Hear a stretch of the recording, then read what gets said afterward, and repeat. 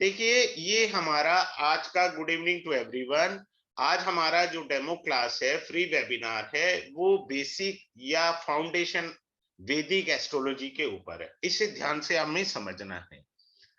क्या ध्यान से समझना है कि जो राशियां होती है ना कुंडली में, 12 राशियां होती हैं, अलग अलग भाव में लिखी होती, भाव भी 12 होते हैं, राशियां भी 12 होती हैं। इसको बोलते हैं physical embodiment of God particle. I repeat it again to all of you. Physical embodiment of God particle. अर्थात भगवान विष्णु का अंग कहलाती हैं राशियां। सब लोग राशि की बात करते हैं, भैया इसका आधार तो बता मेरे को।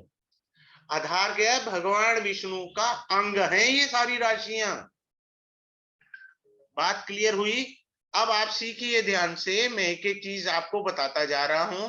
पहले नॉर्मल आपको पेज शेयर कर रहा हूं, अच्छे से सीखिए। एक सेकंड टूल ले लेता हूं मैं, टूल आने दीजिए। आ गया टूल। अब आप देखिए, 3 होते हैं। देखिए, मेडिकल साइंस के अंदर भी हम कहते हैं 3 dimension theory. 3 dimension theory, electron, proton और न्यूट्रॉन, यही बोलते हैं ना हम लोग, इलेक्ट्रॉन, प्रोटॉन और न्यूट्रॉन। उसे क्या कहते हैं? ब्रह्मा, विष्णु और भगवान सदाशिव। ठीक है, ब्रह्मा क्या है? ज्योतिष का। अब यहां लिख रहा हूं मैं ज्योतिष। अब ज्योतिष के अंग समझिए, यही है ब्रह्मा विष्णु में। इसको कहते हैं गणित, जिसकी जगह आज कंप्यूटर ले चुका है। बात क्लियर? उसके बाद है फलित, जिसको भगवान विष्णु कहते हैं। और रेमेडी क्या है? भगवान शिव। रेमेडी क्या, उपाय क्या है? भगवान शिव। अब एक और चीज बताता हूं, आज की तारीख में रेवड़ी बट रही है, वो रेवड़ी क्या है? इसके उपाय कर लो, उसके कर लो। आप देखिए, द्वापर युग तक 3 की उपासना होती थी प्रमुखता से, याद रखिएगा। एक मेन है जिनकी उपासना होती थी, वो भगवान शिव है। द्वापर युग तक सदाशिव की उपासना ही होती थी। आज तो कृष्ण की भी करो, राम जी भी करो, उसकी करो, फलाना करो, ढिमकाना करो। आप पढ़ लो, यू रीड द माइथोलॉजी। आप माइथोलॉजी वर्ड यूज कर लीजिए, अपने पुराणों को पढ़िए। शिव के आगे कुछ था ही नहीं, नंबर 1। नंबर 2, शक्ति की उपासना होती थी। नंबर 3, गणेश। लेकिन मूलतः शिव और शक्ति की उपासना होती थी। राधा रानी ने गणेश का आवाहन किया था, राधा रानी ने। हमें पता ही नहीं है, हम इसकी भी कर रहे हैं पाठ, उसकी भी चालीसा कर रहे हैं, करे जा। फ्री का चंदन घिस मेरे नंदन, पता है नहीं। तो तत्व को आधार पर चलना चाहिए हमें। आगे चलते हैं, बताता हूं अच्छे से। अब आगे अगला पॉइंट आता है, आपको इसमें पीडीएफ मिलेगी। पीडीएफ मिलेगी, इसमें सर्टिफिकेट दिया जाएगा, आपको रिकॉर्डिंग मिलेगी लाइफ टाइम के लिए, रिकॉर्डिंग लाइफ टाइम के लिए मिलेगी। और सेकंडली, एक फैसिलिटी मैं सबको देता हूं, जिसको मान लीजिए निधि जी को कह रही हैं कि वो फैमिली है, हाउस वाइफ है, इन बेचारों को दिक्कत हुई, समझ आया, कुछ कुछ आया, लेकिन इतना अच्छे से नहीं आया, मान करके चले। देखो, मैं ये मानता हूं, निधि जी ने पैसे भी लगाए, टाइम भी लगाया। अगर मैं नहीं पढ़ा पाया तो मुझ में कमी है, निधि जी में कमी नहीं ढूंढनी है मुझे, मुझे अपने में कमी ढूंढनी है। तो मैं फ्री रिवीजन देता हूं, फ्री ऑफ कॉस्ट।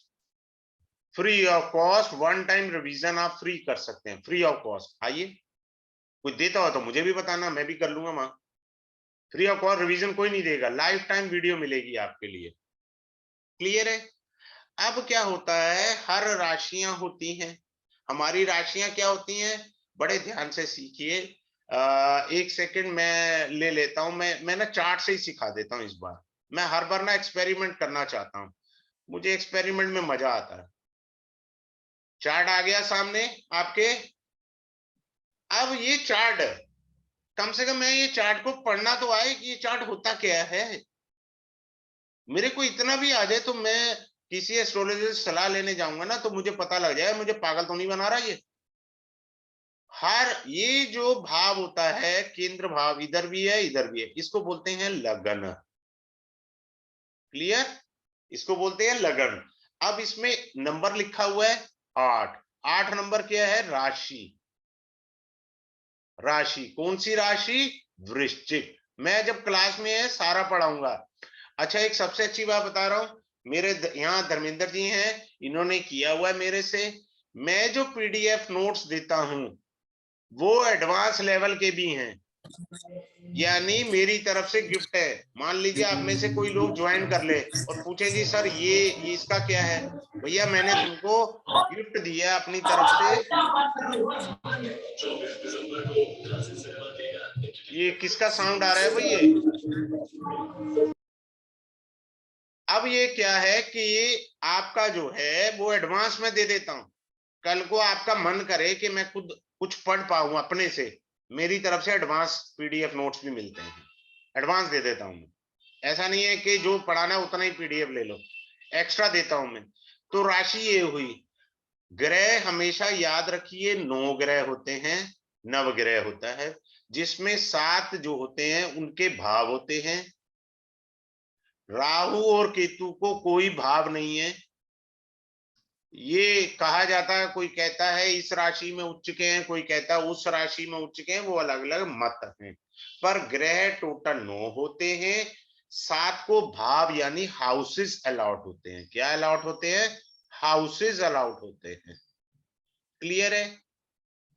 अब होता है क्या, हर ग्रह की 2 राशियां होती हैं। जैसे ये किसकी राशि है? मंगल की। तो मंगल की 2 राशियां होंगी, मेष और वृश्चिक। एक ये राशि है मंगल की, 2 राशियां हुई। अब मैं यहाँ पे लिख कर देता हूँ कुंडली पर ही, देखो बड़ी तेजी से लिख कर देता हूँ। जैसे सूर्य की राशि है, एक ही राशि होती है, सिंह राशि, 5 नंबर सिंह राशि। राजा एक ही होता है, 2 राजे नहीं होते। रानी एक ही होती है, चंद्रमा, 4 नंबर यानी कर्क राशि। रानी एक होती है, उसके बाद आता है, रानी के बाद आता है कौन? सेनापति, मंगल। मंगल की 2 राशियां होती हैं, मेष होती है, 1 नंबर मेष, दूसरी क्या होती है? वृश्चिक, यानी 8 नंबर। और जो और साइन होता है उसको बोलते हैं मूल त्रिकोण राशि। ये 1 नंबर क्या है? मूल त्रिकोण, एम के, एम टी लिख देते हैं, मूल त्रिकोण राशि। और नंबर की हमेशा मूल त्रिकोण राशि होगी, सिर्फ बुध को छोड़ के। फिर राजा रानी के बेटा होता है, राजा रानी के बेटा हुआ बुध। बुध की 3 नंबर राशि होती है मिथुन, दूसरी होती है कन्या, 6 नंबर। लेकिन ये अपवाद आता है, इसकी मूल त्रिकोण राशि 6 नंबर होती है, सिर्फ बुध की राशि अपवाद है। फिर आता है आपके इसके बाद देवगुरु बृहस्पति। राजा पहले अपने जो राज्य चलाते थे, उनके जो गुरु होते थे अपने गुरु से सलाह लेते थे। ठीक है, तो इनकी 2 राशि हैं, एक 9 है धनु, ये मूल त्रिकोण हुई, एमटी मूल त्रिकोण राशि बनी।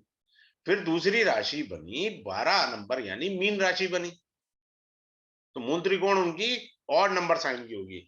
उसके बाद आए शुक्रदेव, ये भी, ये राक्षसों के गुरु हैं, ये देवताओं के गुरु हैं, देवता और ये राक्षस।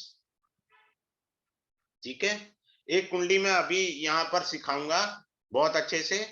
और यहां पर आया क्या है, शुक्र की 2 नंबर राशि है, वृष राशि हो गई। और दूसरी हुई 7 नंबर, ये एमटी मूल त्रिकोण राशि हुई, तुला राशि। अब आ गया, इसके बाद क्या आएगा? शनि भगवान आएंगे। शनि भगवान की एक 10 नंबर मकर राशि होती है, दूसरी 11 नंबर मूल त्रिकोण राशि होगी, कुंभ राशि। क्लियर? इसके बाद राहु केतु आएंगे। ठीक है, 2 4 6 7 ग्रह हो गए पूरे अच्छे से। अब आप सीखिए अच्छे से। अब राशियां होती है 1 2 3 4 5 6 7 8 9, ये राशियां हुई, यानी ये मेष हुई, दोबारा लिख रहा हूं, ये वृष हुई, ये मिथुन हुई, ये कर्क हुई, ये सिंह हुई, ये कन्या हुई, ये तुला हुई, ये 8 नंबर क्या हुआ? वृश्चिक हुई। ठीक है, और ये धनु राशि हुई। तो इस तरह से राशियां हुई। अब इन राशियों की कैटेगरी होती है 1 5 9, ये अग्नि तत्व की राशि है। इनमें अग्नि तत्व है। 2, 6, 10 ये पृथ्वी तत्व है। देखो वेद जो है हमारे 4 वेद हैं, उसको कहते हैं तत्वमसि। वेद तत्व के आधार पर है। जिसको तत्व का ज्ञान होगा वो एस्ट्रोलॉजी का मास्टर बन सकता है। तत्वमसि, वेद जब एक शब्द पर टिका है तत्वमसि पर, आपको भी तत्व का ज्ञान होना चाहिए। 3, 7, 11 वायु तत्व की राशियां हैं। अब आप देखो जिनको थोड़ी बहुत भी एस्ट्रोलॉजी आती है, शनि वायु तत्व का ग्रह होता है। किसी का भी कुंडली में 3, 7, 11 में शनि बैठा है राशि में, यानी मिथुन राशि में, तुला राशि में, 11 में, तो उसको गैस की प्रॉब्लम होकर ही रहेगी, क्योंकि शनि भी गैस्ट्रिक का है और राशि भी गैस्ट्रिक है।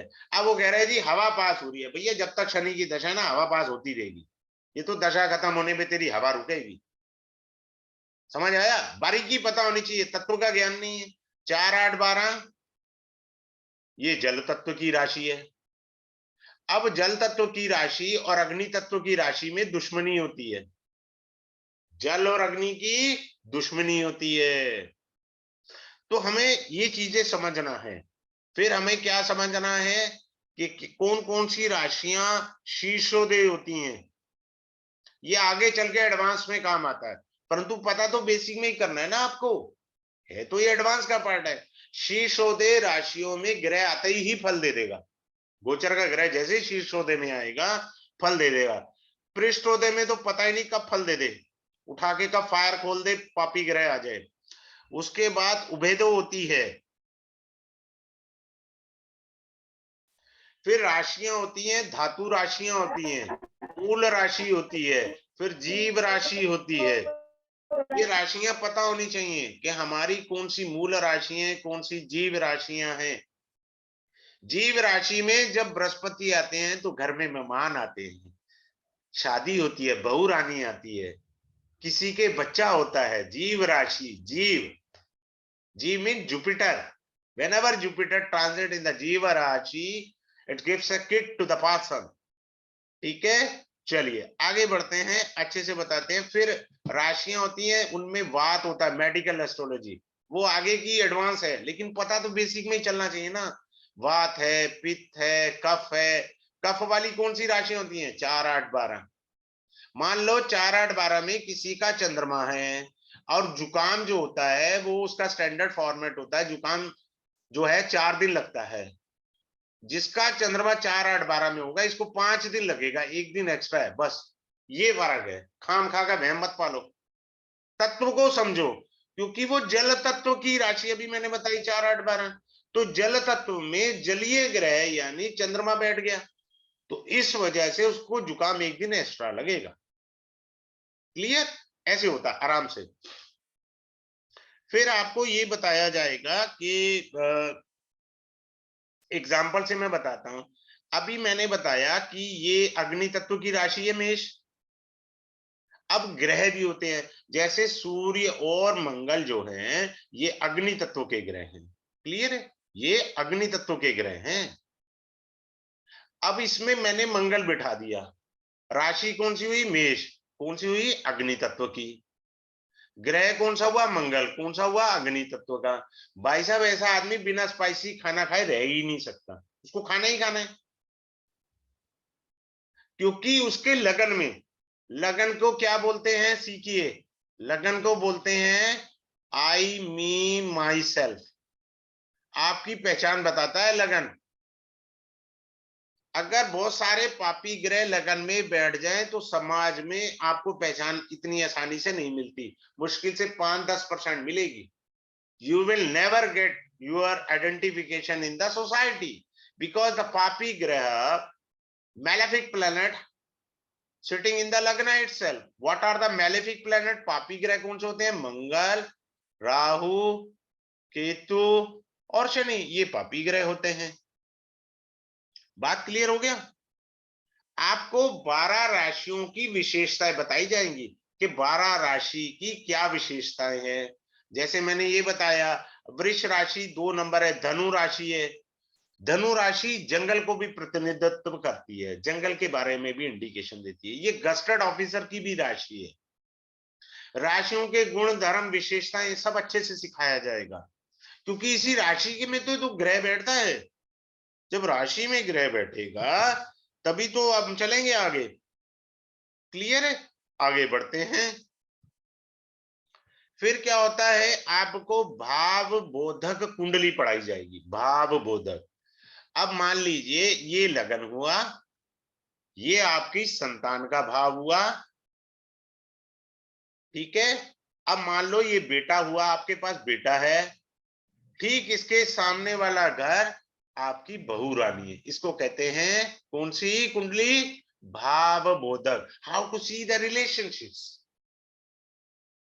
मेरे घर पोता हुआ है, ये मैं हुआ, ये मेरा बेटा हुआ, अब बेटे का बेटा हुआ, तो 9th हाउस आपके पोते का भी है बाबा।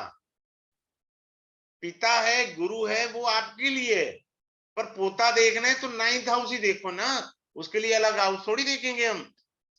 ठीक है। अब आपको बताते हैं, शरीर के अंग भी बताए जाएंगे। अब जैसे सेकंड हाउस है ये वाला, तो इसको बोलते हैं राइट आई, इसको बोलते हैं लेफ्ट आई।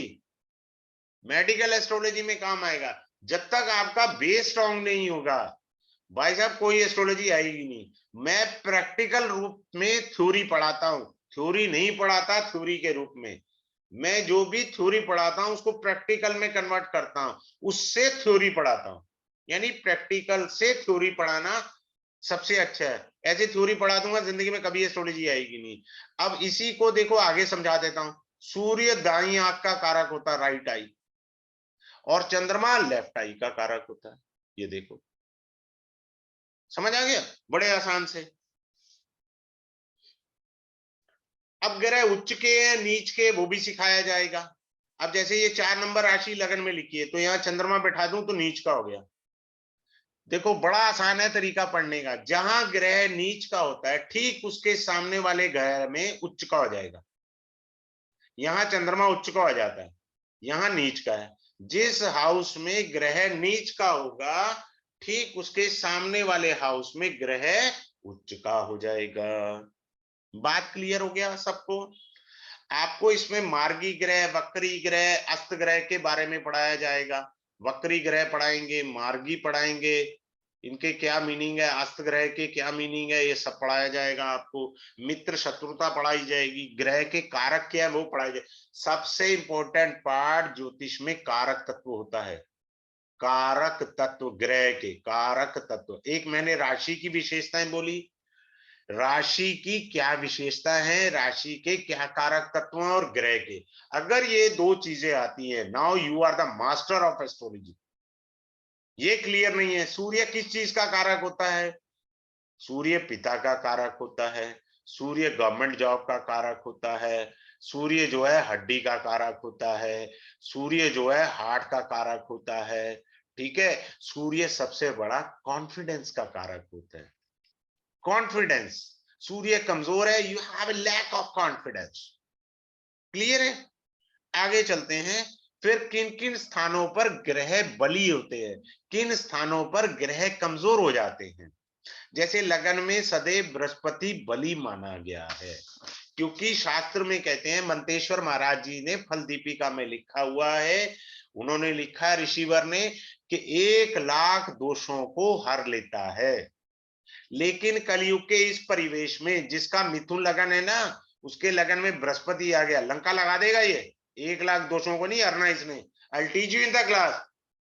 मैं इस लेवल फर्स्ट में ही पढ़ा देता हूं, ये लंका लगा देगा, तुम्हारा बृहस्पति लगन में आ गया। पता ही नहीं है, अच्छी अच्छी चीजें बताऊंगा। फिर आपको राजयोग सारे पढ़ाए जाएंगे, सारे राजयोग पढ़ाए जाएंगे। सब आपको धन योग पढ़ाया जाएगा अच्छे से, क्या क्या मेरी कुंडली में धनी हो गए। फिर आपको पंच महापुरुष राजयोग पढ़ाए जाएंगे, पंच महापुरुष राजयोग पढ़ाए जाएंगे। फिर आपको पूरे 12 लगन पढ़ाए जाएंगे, पूरे 12 लगन, एक लगन में यही इसी लगन को समझा दूंगा। फिर आपको मांगलिक दोष कैसे देखते हैं वो पढ़ाया जाएगा। आपको आ गया ना बहुत कुछ, मांगलिक दोष भी पढ़ा दिया जाएगा। अच्छा, लोग बेचारे उनको पता ही नहीं मैं मांगलिक हूं या नहीं हूं। एक एक बड़ी अच्छा चलन चला हुआ है, आंशिक मांगलिक दोष। अरे खा का आंशिक मांगलिक दोष, या 99 ओके, 101 फीवर। अब 100 को क्या मानूं? कमजोरी है। पास रिजल्ट होता है, फेल रिजल्ट होता है, कंपार्टमेंट रिजल्ट नहीं है। ये आंशिक वाली थ्योरी डिक्शनरी से निकाल दो, बकवास थ्योरी है। आपको 7.5 ही सिखाई जाएगी, बताओ और क्या चाहते हो? 7.5 ही पढ़ा दी जाएगी आपको। क्या 7.5 के अंदर होता है? आपको इसमें श्री राम जी की कुंडली पर चर्चा करवाएंगे, श्री राम की कुंडली पे। आपने क्या पढ़ा, मेरे से क्या सीखा? राम जी का जीवन सबको पता है। अब आप अपने आप ग्रहों से मुझे खुद सिखाओ। जब मैं पढ़ा दूंगा तो राम जी की कुंडली पर चर्चा होगी, अच्छे से डिटेल में चर्चा होगी। फिर आपको तिथियों के बारे में बताया जाएगा। रिक्ता तिथि, नंदा तिथि, भद्रा तिथि, जया तिथि, विजया तिथि, ये तिथियां क्या काम आती हैं। रिक्ता तिथि में कभी शुभ काम नहीं करना चाहिए।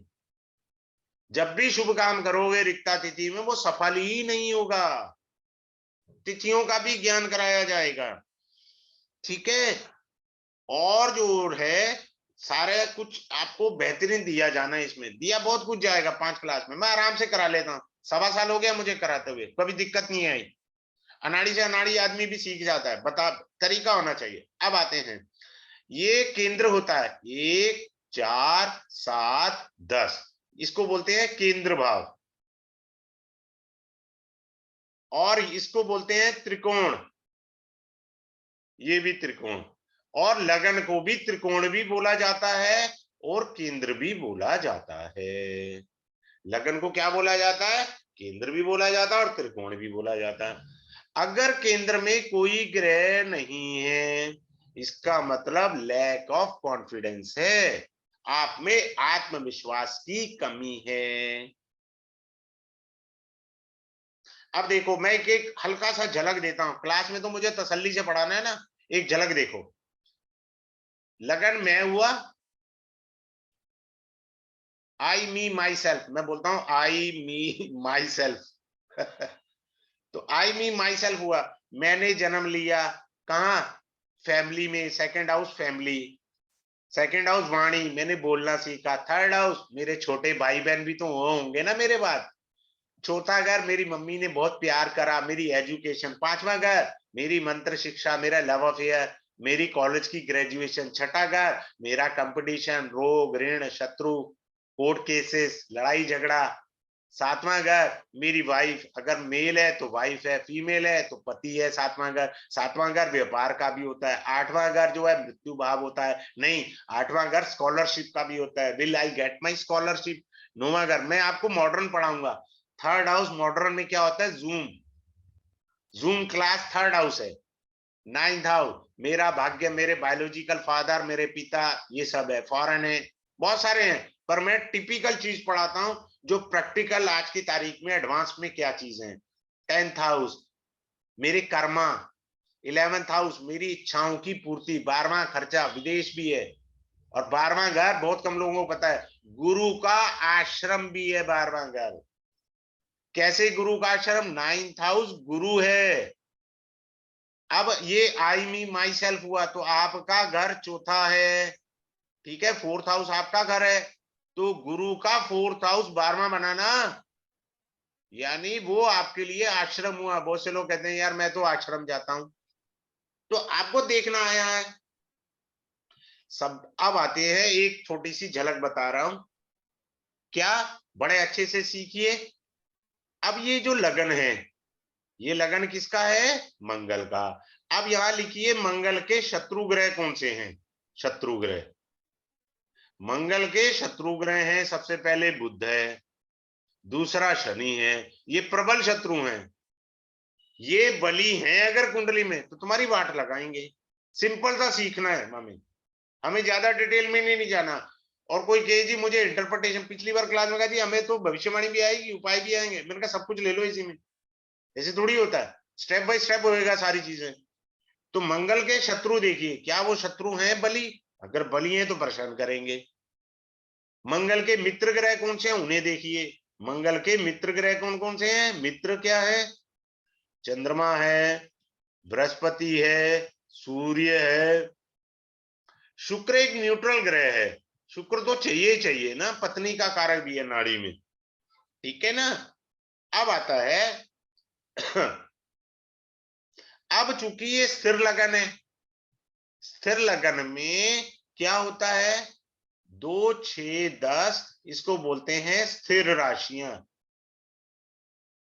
स्थिर लगन बना हुआ है तो स्थिर लगन का एकादश भाव बाधकपति बना, यानी इस बुध में, बुध एक तो शत्रु हुआ, क्या है, शत्रु है ना, ये देखिए लिस्ट में, और एकादश भाव बाधकपति हुआ, तो बुध जो है डबल पावरफुल हो गया।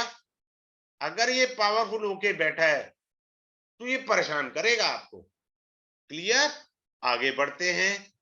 ठीक है, ये मंगल का लगन है। अब दूसरा हमें ये देखना होता है कि लग्नेश कमजोर है या ताकतवर है। लग्नेश ताकतवर है, देखिए पंचम भाव में बैठा है, लेकिन किसके साथ बैठ गया, बाधक पति के साथ, ये अच्छा नहीं है।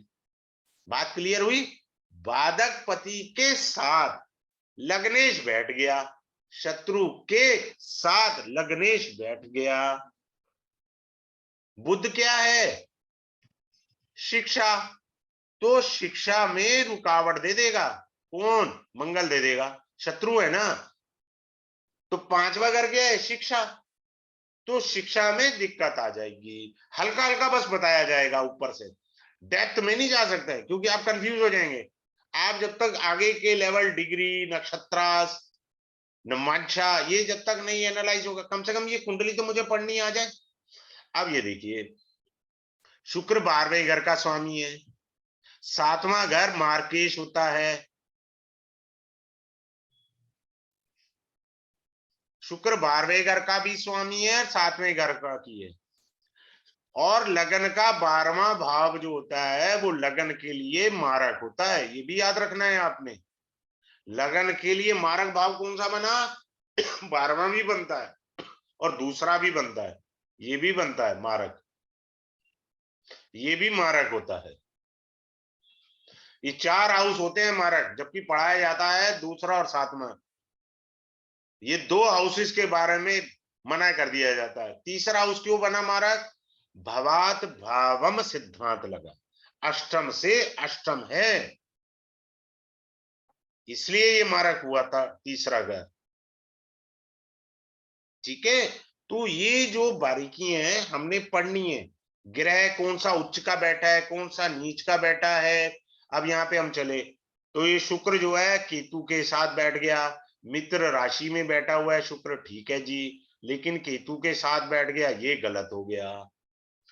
अब जो है लग्नेश मेरा पंचम भाव में बैठा हुआ है, बड़े ध्यान से सीखिए, पंचम भाव में बैठा है लेकिन बाधक पति के साथ बैठा है।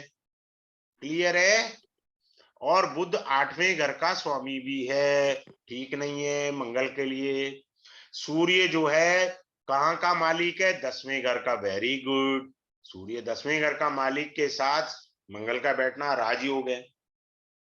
अब आगे चलते हैं, बृहस्पति इस कुंडली में उच्च का, वेरी गुड, मित्र ग्रह है। शनि इस कुंडली में 10th हाउस में बैठा है पर वक्री है।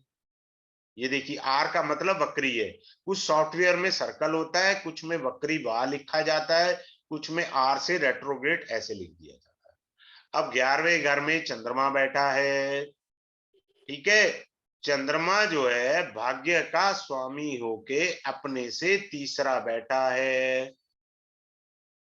और चंद्रमा से उसकी राशि 11th है, ऐसे पढ़ते हैं कुंडली। चंद्रमा जहां बैठा है वहां से उसकी राशि 11th है, और राशि से चंद्रमा तीसरा है, ऐसे बढ़ते हैं ग्रह। बात क्लियर हुई, आगे बढ़ते हैं। तो ये कोर्स है, ये कोर्स आपका जो स्टार्ट होना है, ये कोर्स स्टार्ट होगा मंडे को। मैं ऐसा व्यक्ति हूं कि मेरी क्लास में मुझे धन से मोह नहीं है, पढ़ाने से मोह है, मेरी कमजोरी है। मेरे पास 2 स्टूडेंट भी एनरोल करते हैं, मैं उन्हें पढ़ाता हूँ, दिल से पढ़ाता हूँ। मैं ये नहीं देखता कि 20 आएंगे तो मैं पढ़ाऊंगा, मेरी थ्योरी में ये है ही नहीं, मेरी डिक्शनरी में। मेरा दिल करता है कि अच्छा ज्ञान दिया जाए, ट्रू नॉलेज मिले। अब आपका मंडे को क्लास शुरू होगा 9:30 से लेके 10:30 बजे। आप खाना वाना खा के आराम से बैठ जाओ, you are a totally free by this time. Daily class होगा मंडे टू फ्राइडे, 5 डे का ये कोर्स है। रिकॉर्डिंग लाइफ टाइम मिलेगी, लाइफ टाइम के लिए रिकॉर्डिंग लाइफ टाइम है, सारी जिंदगी आपके पास रहेगी वीडियो। पीडीएफ नोट मिलेंगे, प्लस आपको जो है पीडीएफ नोट इसमें एडवांस भी है। मेरे को कोई नहीं परेशान करे कि जी ये भी बताओ वो भी, वो एडवांस है, मैंने गिफ्ट कर दिए। मैं शुरू 1.25 साल से गिफ्ट कर रहा हूँ वो। ठीक है, आपको सर्टिफिकेट भी मिलेगा। ठीक है, फिर आपको जो है इसकी फीस मैंने नॉमिनल रखी हुई है, only 2, 3, 4, 5, this is the only fee. तो ये मंडे से कोर्स स्टार्ट होगा, जिन्होंने एनरोल कराना है वो कर सकते हैं, उनकी श्रद्धा है। मेरे पास 2 भी आते हैं, मैं 2 को भी पढ़ाता हूँ, पर पढ़ाता हूँ ये समझ के कि मेरे पास 200 बैठे हैं। और उसमें क्या होता है कि पर्सनल इंटरेक्शन होता है, मैं अपनी क्लास में किसी को म्यूट नहीं करता। आप बीच में बोल सकते हैं, आपको समझ नहीं आया तो बीच में बोल के दोबारा पूछिए, तभी आपको समझ आएगा ना। तो दोबारा भी आप पूछ सकते हैं मेरे से, और मुझे अच्छे से पढ़ाना है। किसी का कोई डाउट या क्वेरी है, आप अपने आप से पूछ सकते हैं। सर मेरी एक डाउट है, हाँ बोलिए। जैसे इसमें आपने बकरी या मारक बोला सर, मुझे अभी ये टर्म्स नहीं समझ में आते। हाँ, बकरी तो ग्रह जो होता है ना, सूर्य से 5वें, 6ठे, 7वें, 8वें में कोई भी ग्रह बैठा होगा, बकरी, बकरी का अर्थ होता है उसकी गति तेज हो जाना। बकरी का क्या अर्थ अच्छा, होता है? गति का गति तेज तेज हो हो जाना। जाना। और इसको ओके। बोलते हैं उल्टा ग्रह। कोई चलती हुई कार स्पीड से देखोगे ना, तो उसका टायर आपको उल्टा चलता हुआ दिखता है। अच्छा, चल तो वो तेजी से मतलब रहा ज्यादा है, स्पीड पकड़ लेगा। पर हाँ। वो दिखता उल्टा है। अब आप समझ गए, इसीलिए वक्री ग्रह को कहते हैं पिछले घर में भी असर देता है। समझ आया आराम से? आज वक्री हाँ ग्रह जी हो गया सर। क्लियर। तो हाँ इस जी, तरह से और सर आराम से मारक पढ़ाया किसको जाएगा, कहते कोई हैं? चिंता नहीं है। ठीक है, will start this class from Monday onward 9:30 to 10:30 easily. Those who are interested they can enrol themselves. I send the link of the payment slip कि भाई कैसे करना है, क्या करना है। ठीक है, चलिए ठीक है ठीक है। सर, हैव ए ठीक है। Good day, good night to all of you. Thank you sir, thank you thank you, so thank you. Much.